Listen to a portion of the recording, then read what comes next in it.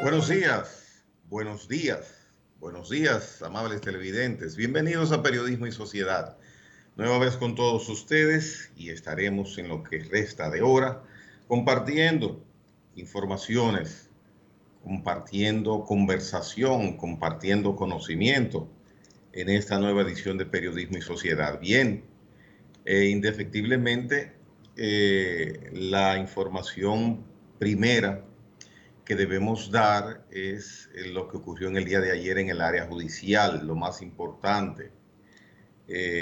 Básicamente se trata del caso del conocimiento de medidas de coerción que el juez José Alejandro Vargas estaba dilucidando desde el domingo pasado, cuando a las 10 de la mañana empezó una maratónica sesión donde tanto el Ministerio Público como los abogados de la defensa pues expusieron sus criterios sobre lo que cada una de las partes consideraba sobre la implicación de 11 imputados para acciones presuntamente ilícitas en contra de las finanzas del Estado Dominicano en la pasada gestión de gobierno. Luego de haber terminado a la medianoche el domingo, prosiguió el día lunes, también con la misma situación de extensión de las exposiciones tanto del Ministerio Público como de la Defensa, y a eso de ya las 2 de la mañana, lo que fue la madrugada del día de ayer, terminó la exposición de las partes. A las 5 de la tarde del día de ayer se reinició lo que ya definitivamente fue el último día de exposiciones y terminó con la presentación de la defensa de los acusados y también de igual forma con parte de intervenciones del Ministerio Público. Aprovechamos para saludar a Isidro Toro, que está con nosotros como es usual. Isidro, buenos días. Buenos días, perdone la tardanza, pero tuve un pequeño contratiempo y... El tránsito, lo sé. No, no es el tránsito, es algo más complicado. Isidro, estoy en defensa tuya. No, sí, yo sé. Tránsito. Más complicadita la cosa. Pero bien, bueno. Continúo con la introducción sobre el tema de lo que decía de ayer, de la definición del conocimiento de coerción contra los imputados, y luego ya Isidro, como es usual, pues nos traerá sus interesantísimas efemérides y comentarios al margen. Entonces, ya luego de la exposición de las partes en el día de ayer, la última parte la tuvo el juez José Alejandro Vargas, quien luego de una reflexión en un repaso de lo que correspondía ser su impresión de cada uno de los imputados, pues tomó la decisión de dictar medidas de coerción de prisión para 7 de los imputados. Hay uno de los imputados que fue beneficiado con libertad pura y simple y presentación periódica, y luego 3 imputados adicionales les fue impuesta la pena de arresto domiciliario más una garantía económica. Voy a leer brevemente los nombres y la decisión del juez José Alejandro Vargas respecto a cada uno de ellos. Al señor Juan Alexis Medina Sánchez, al señor Francisco Pagán Rodríguez, al señor Lorenzo, no, corrijo, al señor Juan Alexis Medina Sánchez, 3 meses de prisión preventiva. A la señora Carmen Magalis Medina Sánchez, arresto domiciliario, brazalete electrónico, 10 millones de pesos de garantía económica y vigilancia presencial, si fuese necesario en caso de que los brazaletes electrónicos tengan algún inconveniente. En tanto, al exdirector de la OISOE, Francisco Pagán Rodríguez, 3 meses de prisión preventiva. Al señor Lorenzo Wilfredo Hidalgo Núñez, prisión domiciliaria, brazalete electrónico, 10 millones de pesos como garantía económica y vigilancia presencial, siempre y cuando fuese necesaria. El señor Rafael Antonio Hermosén Andújar, excontralor de la República, prisión domiciliaria, brazalete electrónico, 10 millones de pesos de garantía económica. El señor Fernando Rosa, exdirector de Fomper, 3 meses de prisión. En tanto que el señor Aquiles Alejandro Christopher, la misma pena, la misma prisión de 3 meses. El señor Domingo Antonio Santiago Muñoz, libertad pura y simple, aunque debe hacer presencia periódica ante el tribunal de la tercera circunscripción, que fue donde el juez José Alejandro Vargas remitió este caso. El señor Julián Esteban Suriel Suazo le fue impuesto también 3 meses de prisión, mientras que José Dolores Santana Carmona, de igual forma 3 meses de prisión preventiva, y finalmente Huacal Bernabel, 3 meses de prisión preventiva. Ya con esto se cumple la primera etapa del conocimiento sobre la acusación que el Ministerio Público ha iniciado en contra de estas 11 personas acusadas de estafa al Estado Dominicano, testaferrato, mal uso de los fondos del erario público y tráfico de influencia. Tuvimos 3 días la sociedad dominicana muy pendiente de la transmisión por los medios de comunicación de este juicio de conocimiento de coerción, y verdaderamente fue la noticia que primó desde el fin de semana pasada hasta la medianoche prácticamente de anoche, que ya finalizó con el dictamen de estas medidas por parte del juez José Alejandro Vargas. Sí, ayer se cumplió una fase. Los juicios son largos. Este juicio no se extrañe que pase 1 año o 2 años en su desarrollo, ¿no? Y una de las fases fue la de ayer. La primera fue la orden de detención, la segunda esta. Y ahora se inicia el juicio, lo que llaman juicio de fondo, ¿no? Creo que le dicen así. Sí, correcto. Y hay que esperar, creo que yo estaba mal conectado.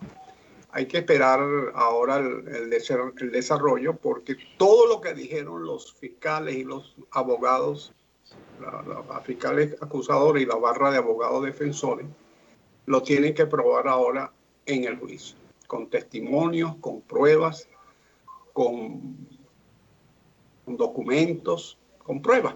Al final de cuentas todo se resume a eso, a pruebas, porque el derecho penal se basa fundamentalmente en pruebas, no en indicios, no en presunciones, no en conjeturas, sino en pruebas, porque se está jugando con la libertad de una persona que puede ser inocente como puede ser culpable. Y es una alta responsabilidad que tiene el tribunal en general y el juez o jueces en particular. Hay que invadirse de paciencia y esperar los acontecimientos, que pasarán meses, y siempre esto será noticia porque saldrán nuevos temas, pueden salir nuevos imputados, a medida que se van profundizando las investigaciones podrán salir nuevas personas y pueden venir otros juicios en el ámbito de la corrupción administrativa, pero que no tienen que ver con este caso en particular, que también hagan explosión publicitaria y opaquen a esto. Este juicio no ha olvidado a Odebrecht, pero lo ha opacado. La gente está muy pendiente de esto, no tanto de Odebrecht. Y fíjense que Odebrecht está caminando y ya, pero ya los titulares de la prensa es este juicio. Y puede venir uno nuevo.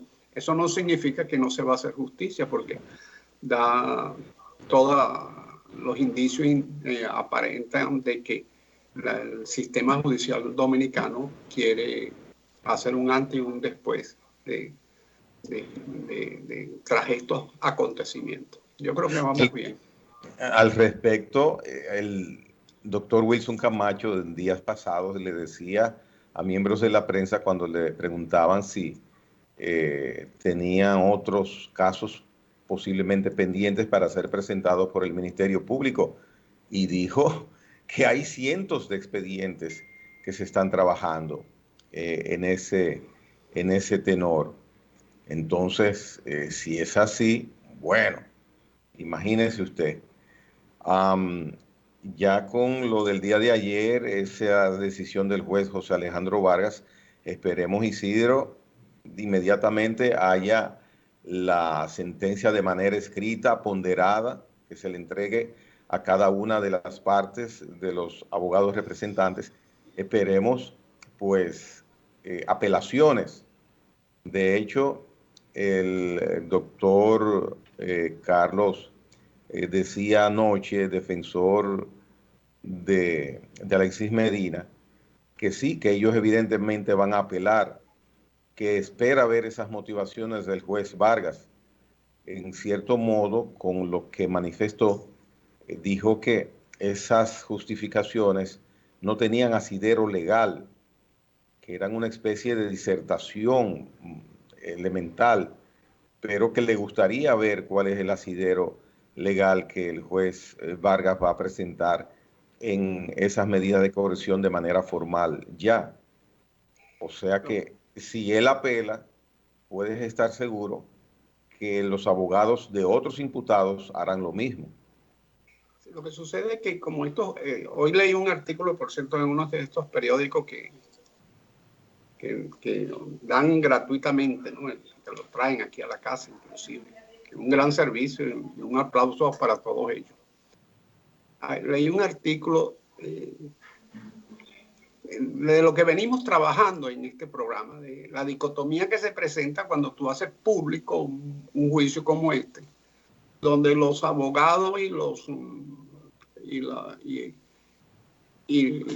los fiscales no solamente le hablan al juez, sino también le hablan al público. Y eso lo expresaba este abogado, no criticándolo, sino en la misma óptica en que nosotros lo venimos desarrollando, sino colocando el hecho sociológico allí. Porque en sociología se estudia lo que es un debate político a lo que es un debate electoral, académicamente. El debate electoral es cuando Gregory y yo discutimos con la finalidad de convencer a un tercero. Con la finalidad de un tercero.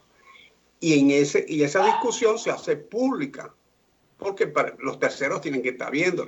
El debate político per se es cuando yo intento convencer a Gregory, o Gregory intenta convencerme a mí.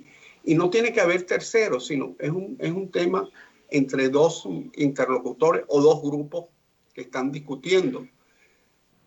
En el caso de un tribunal, discutiendo nosotros para convencer a ese único tercero, que sería en este caso el juez, pero sin público.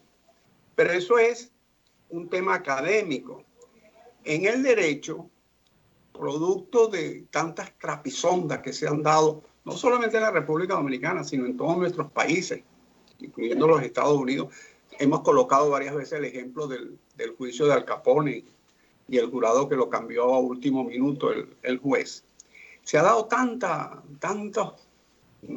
trapisondas, tantas maniobras y manipulaciones, que una de las alternativas que ha encontrado la sociedad es de transparentar estos juicios con la intervención de los medios de comunicación masivos, que hoy en día afortunadamente lo tenemos, como son la radio, la televisión, inclusive la internet.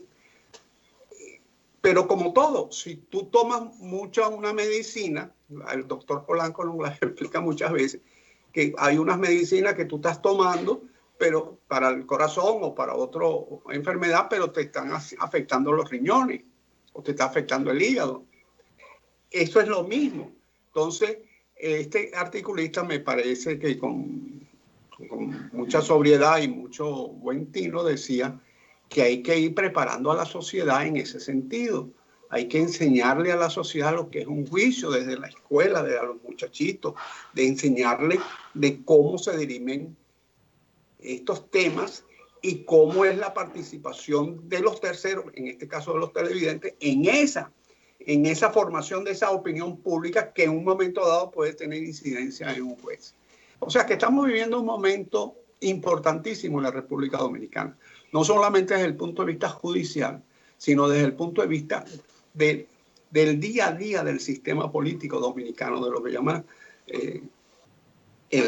lo consuetudinario.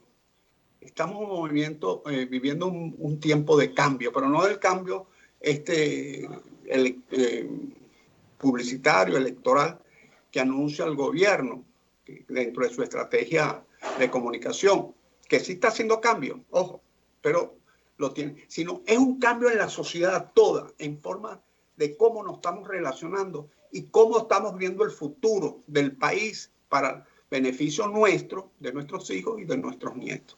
Creo que es un momento interesantísimo que los sociólogos y los psicólogos sociales tienen caldo de cultivo para hacer sus análisis y sus investigaciones.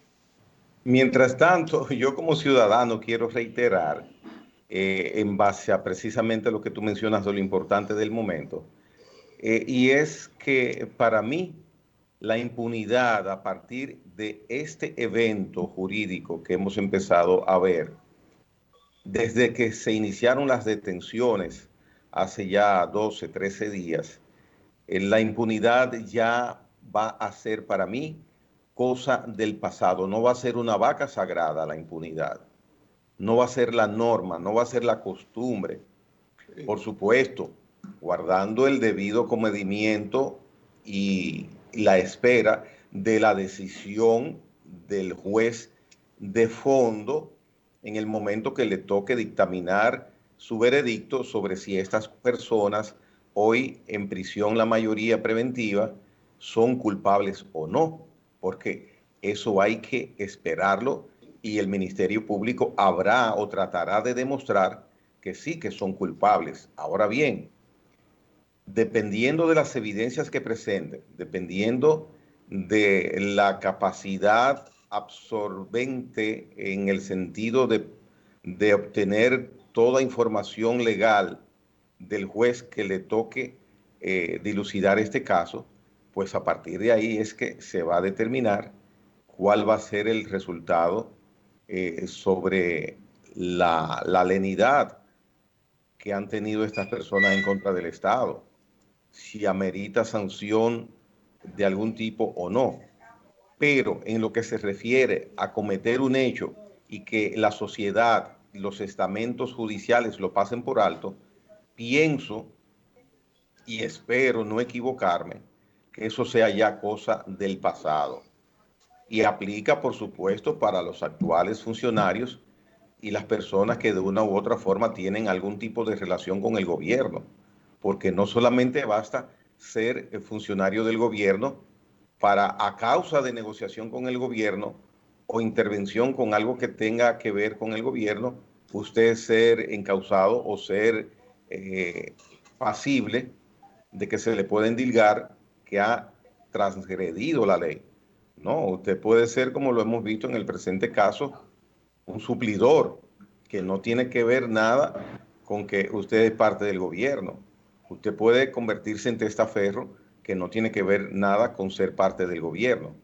Entonces, esa importancia yo le doy a este hecho que acaba de iniciar, y es que espero, reitero, por enésima ocasión, de que la impunidad ya sea cosa del pasado en nuestro país. Fíjese que ayer uno de los abogados, ayer no, antes de ayer creo que fue, antenoche o anoche, ¿sí? Es que han sido tantas que ya uno confunde el espacio y el tiempo, que decía que el término testaferro no está tipificado como delito. en el ordenamiento jurídico dominicano, que eso no existe. Él decía, búsqueme el artículo, la ley, el Código Penal, en qué artículo se dice que el testaferro es un delito, testaferrato es un delito. Pero la complicidad sí es un delito. Sí, pero estamos hablando del testaferro, no la complicidad. Ya. El caso del testaferro. Y entonces parece que le dijeron que tenía que ver con la ley 155/17, que es la ley de lavado de activos. Pero entonces va a lo que tú acabas de decir. La ley de lavado de activos lo establece en la medida en que hay un delito, una infracción de otro orden. Y tú cubres eso, pero es la infracción de ese orden lo que establece la motivación para que el aparato judicial actúe y se haga las condenas del lugar.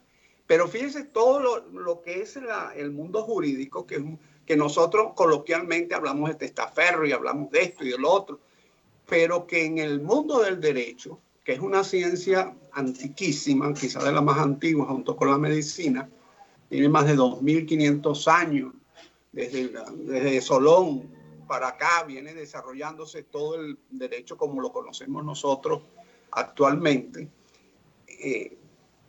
Hay una práctica, un lenguaje, unos hechos que nosotros desconocemos y que en los medios de comunicación nosotros los trabajamos quizás un poco libremente, quizás un poco arbitrariamente, y muchas veces tendemos a crear confusión. Como diría el Chavo, sin querer queriendo. Bueno, la reflexión del juez Vargas. El juez Vargas, José Alejandro Vargas, tiene un estilo muy peculiar de manejar desde su podio el criterio que él tiene de acuerdo a la información que va obteniendo por parte de las partes representadas. Y fue una reflexión interesante. La personalidad del mismo juez te da a ti intención de creerle su imparcialidad, te da esa tranquilidad de que está hablando un señor que por sus años, por su experiencia, no tiene ningún tipo de interés particular en perjudicar a uno o a otro.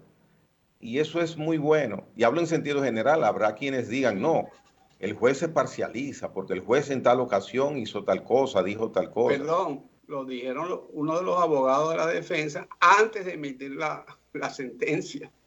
Yo vi una entrevista que le hicieron, y él dijo, yo siento que el juez está parcializado con la fiscalía.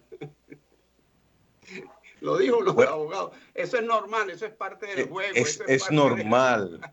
Es normal. Parte de la dinámica.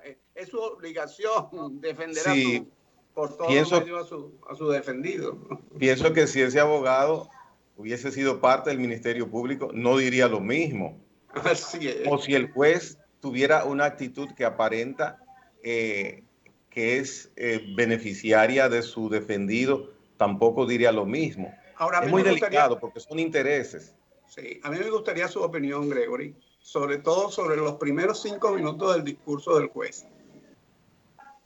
Mira, es tanto lo que se puede decir y es tan sentido lo que uno puede decir, porque esos 5 minutos que tú dices son extraños uno verlo en distintas manifestaciones del ambiente público, y aún sea un juez, aún sea un mediador, porque es que estamos y somos los humanos muy parcializados y nuestra objetividad muchas veces es la que va ligada a nuestra preferencia. Así es que nosotros manifestamos nuestra objetividad muchas veces. Sí, pero el juez, primero que inició como lo que usted lo caracterizó muy bien. Él comenzó hablando como un buen padre de familia, que es la impresión que da el magistrado. Y es la impresión que debe dar todo buen magistrado. Claro. Todo juez debe actuar como un buen padre de familia. Esa es la mejor definición de lo que puede ser un juez. Un juez no que imparte justicia, que aplica el derecho, no.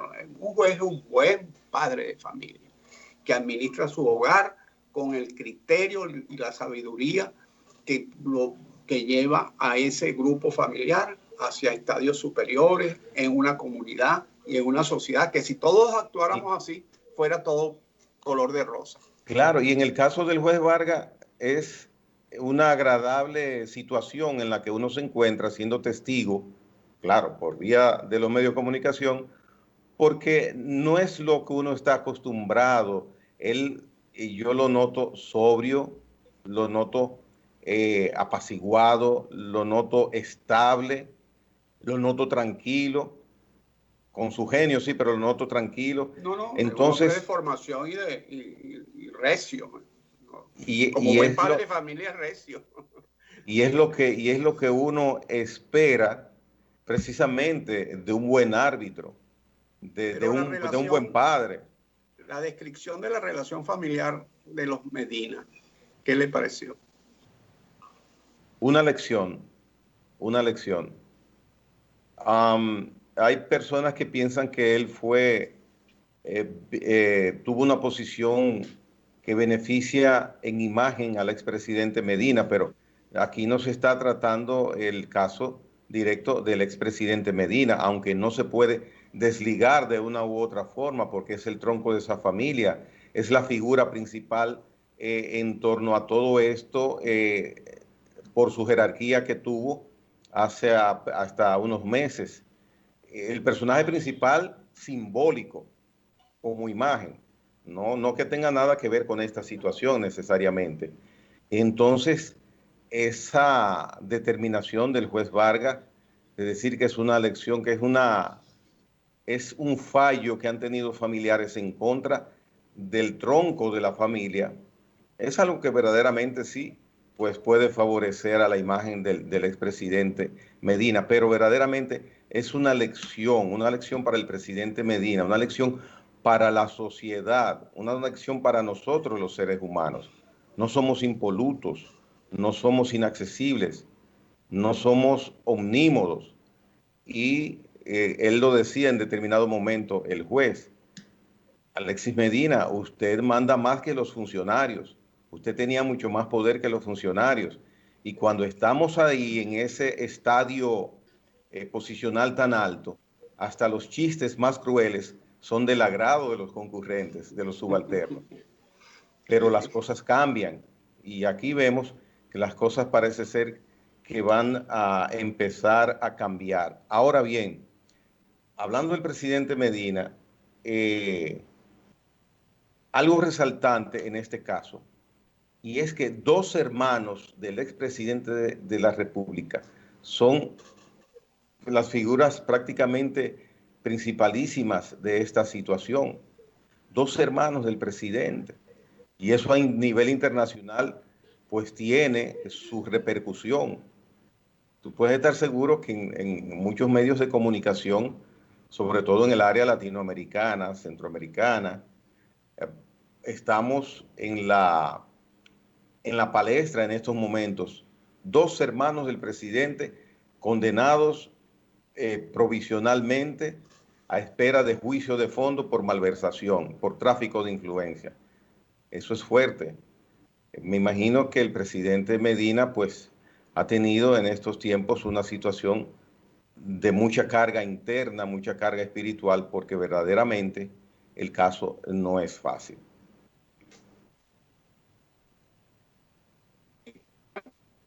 Yo lo que veo que llegando, porque ya nos acercamos a media hora y ya es tiempo. Debemos hacer pausa. Pausa.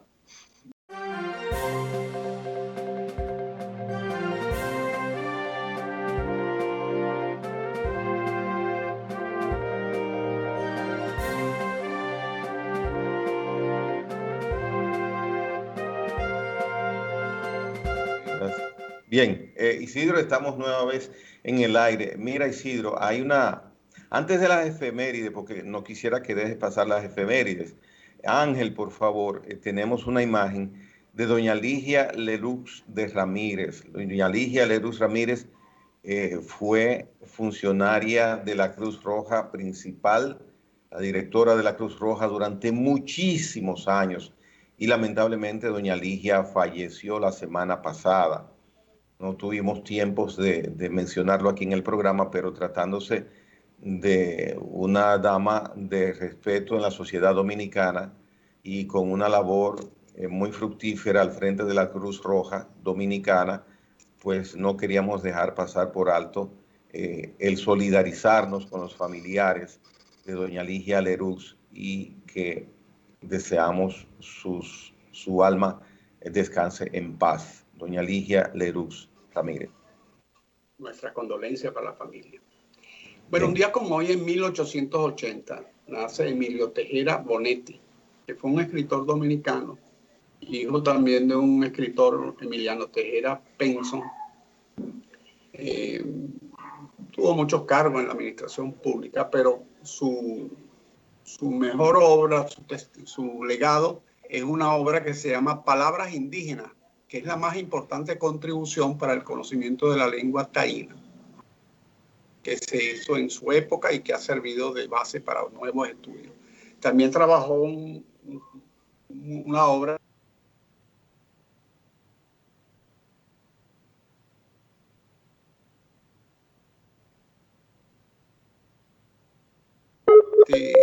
intelectual, falleció en 1968. Es la efeméride que tenemos hoy para nuestro programa. Sí. Ya, cómo no, cómo no. Isidro, mira, volviendo al asunto de los tribunales, porque estas semanas, ayer yo lo mencionaba, están muy activos nuestros tribunales. El caso de Odebrecht fue pospuesto para el día 10. Hay uno de los citados testigos de Brasil, el señor Becerra, que no fue a juicio, no se presentó. Entonces, el tribunal colegiado,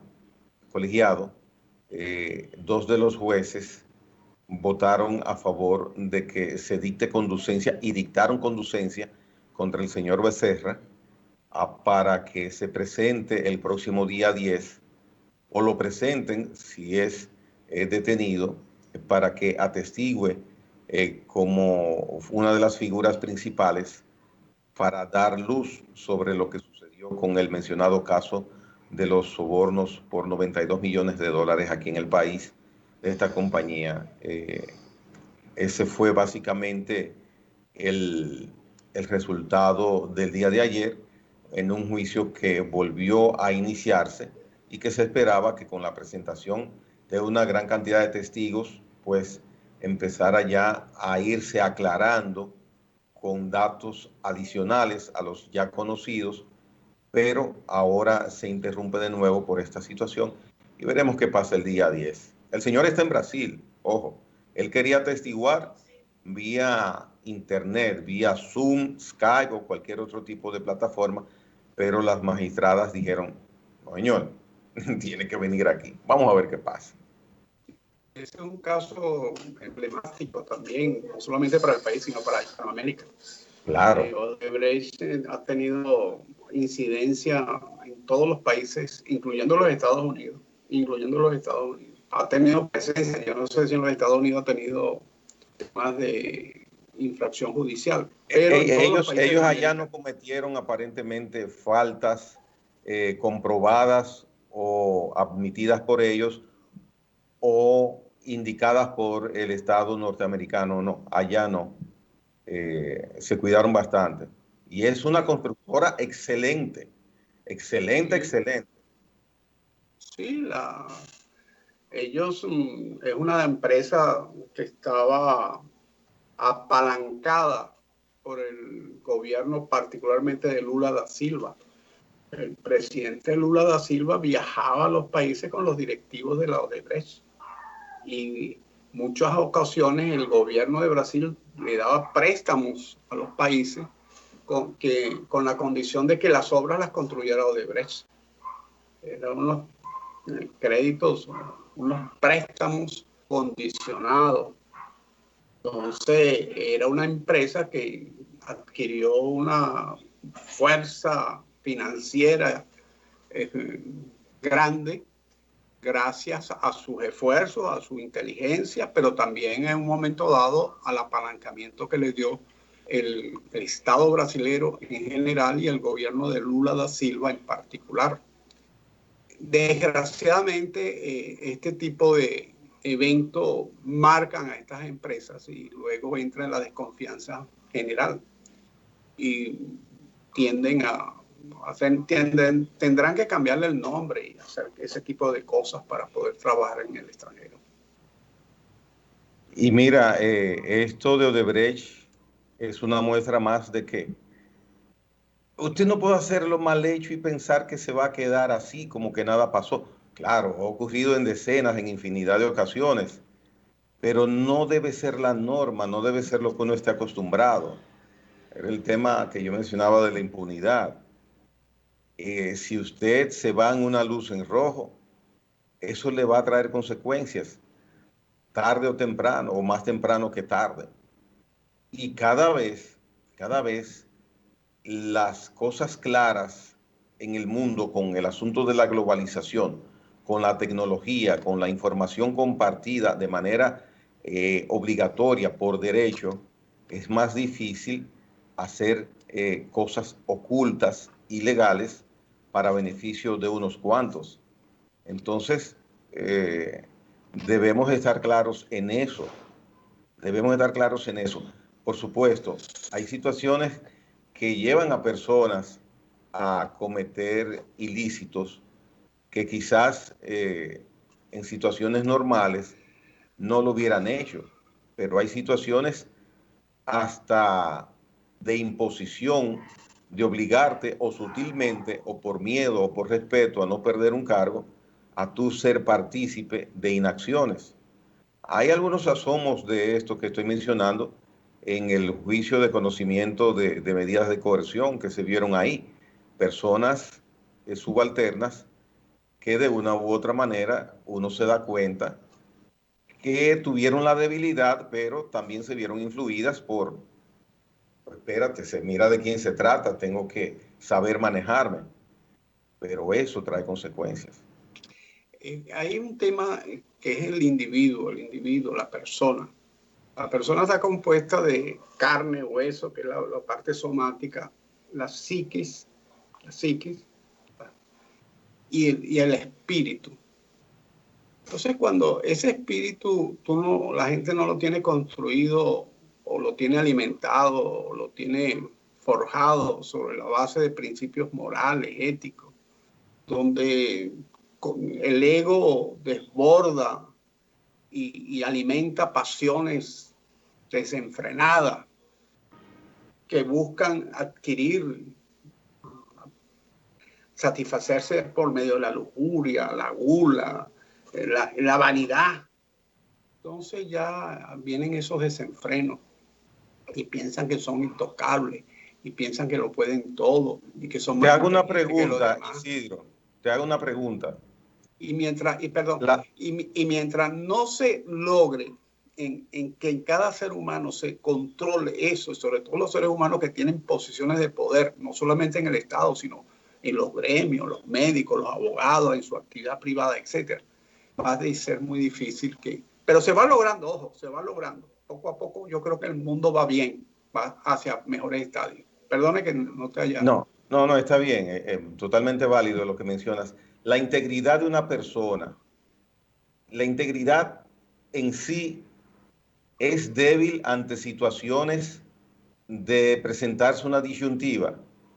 Soy serio, me considero respetuoso, me considero, corrijo lo mal hecho, ataco lo que es indebido, pero cuando me toca a mí, yo como persona íntegra, decidirme a mantener mi integridad o a doblar mis rodillas ante una solicitud de un superior o ante una situación que peligra mi trabajo, mi empleo, y entonces me hago de la vista gorda o participo en algo que yo sé que es incorrecto legalmente, pero que por mi posición lo puedo hacer porque tengo autoridad en la institución de tomar una decisión y los demás no pueden objetarme. ¿Hasta dónde tú piensas que la integridad de una persona es lo suficientemente fuerte para negarse a cometer algún hecho incorrecto? Y esa pregunta que usted me hace, eso es una pregunta que los filósofos nos han trabajado durante miles de años. Un sociólogo te diría, de acuerdo a las circunstancias que está viviendo el individuo, un individuo de una fortaleza moral del tamaño de, qué sé yo, del mundo, en una circunstancia determinada puede quebrarse. Te diría un sociólogo, porque las circunstancias sociales influyen en ello. Durkheim, que está considerado el padre de la sociología, decía que el suicidio no era un tema psicológico, era un tema social. Que la gente se suicidaba no por problemas psicológicos, sino por problemas sociales. Y es una reacción frente a la sociedad. Entonces, pero esa es la visión de un sociólogo, que en un momento dado, en una circunstancia, si tú tienes un pariente que se está muriendo y tienes que meter la mano ahí para salvar a tu pariente, metes la mano. Entonces ahí viene un tema de relativismo axiológico, relativismo de la moral. Entonces, es un tema complejo. Un psicólogo te dirá quizás una otra cosa y un teólogo te dirá una tercera. Dice, sí, pero es que estás sacrificando el reino de los cielos por algo terrenal. Entonces, es compleja la respuesta de eso es... Yo pienso que, a excepción de situaciones extremas, cuando la persona tiene formación, a excepción de una condición extrema, realmente extrema, el ser humano debe tener la capacidad de decir, bueno, yo no me voy a colocar más de 2 fluces al día, 2 trajes al día. ¿Para qué necesito tener 50 trajes en el closet? Yo no puedo montarme con 5 carros al mismo tiempo, vehículos, jipetas al mismo tiempo. O puedo usar 7 jipetas, una cada día, pero ¿para qué necesito 8? Incluyendo una vanidad y un ego tan grande como ese. Entonces, para la 8ª yo tengo que robar, entonces no robo.